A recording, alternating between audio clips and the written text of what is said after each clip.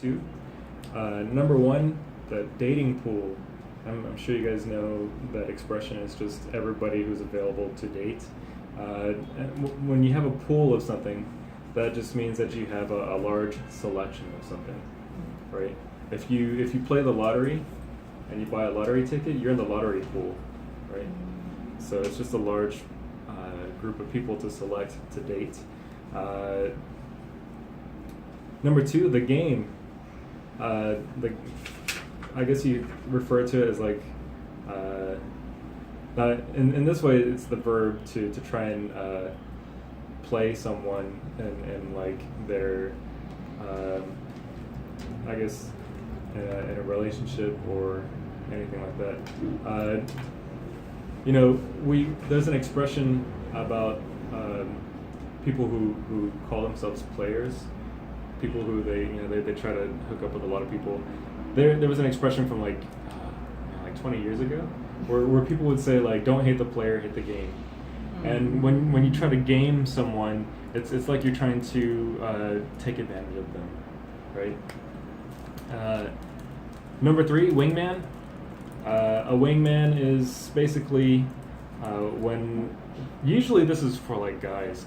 So if a guy goes out and he's trying to find a date, he goes to like a bar or something like that, his wingman is his friend that basically is trying to help him. And so they go together, and the wingman, if you think of like a co-pilot, you have like the pilot and co-pilot, it's kind of like his partner, right? So they go, and then the wingman will try to make his friend look really cool, or they do those things. And or even like if the woman that he's attracted to has a friend that's like very protective or anything like that, then the wingman will try to buy some drinks for that person and try to like be sweet to her and stuff. So next is exude. Exude is basically to show something very strongly about yourself. A lot of times people say that people exude confidence, right? Or people can exude kindness. It just means that they show that about themselves. Their character has a lot of that. If you meet someone for the first time, or you interview someone and you're talking about the person's character, then you can say, okay, well, I got the feeling that he exudes a lot of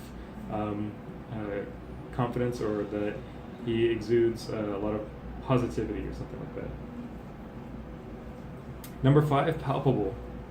When something is palpable, that is something that it feels very realistic. It's something that you almost feel like you can measure it and touch it or feel it.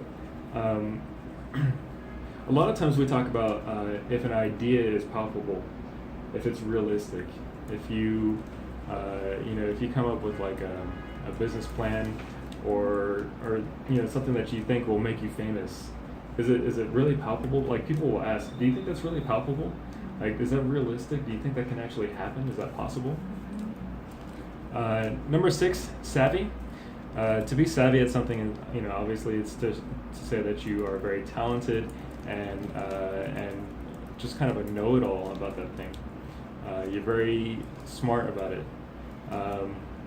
So you can be tech savvy, people that are very, they know everything about technology and they're very good with it. You can be business savvy, people that are very good with business. So there's different ways you can be savvy. Fashion savvy, which is not me. Oh, really? You can be savvy. Really? Wow, was that sarcasm? So I feel like I have to hide my face. So to be savvy is to be very good with something, even in to the point to where like Old English, or like even like if you watch like the movie Pirates of the Caribbean with Johnny Depp, and when he's talking, he'll say that he's going to do something, and then he'll say savvy, because when he says it that way, it's an very old way, but when he says it that way, it's like saying, are we good? Is this good for you? Do you understand? Do you agree? Okay. So you know, he'll say, oh, I'm gonna, you know, go and get this gold, savvy?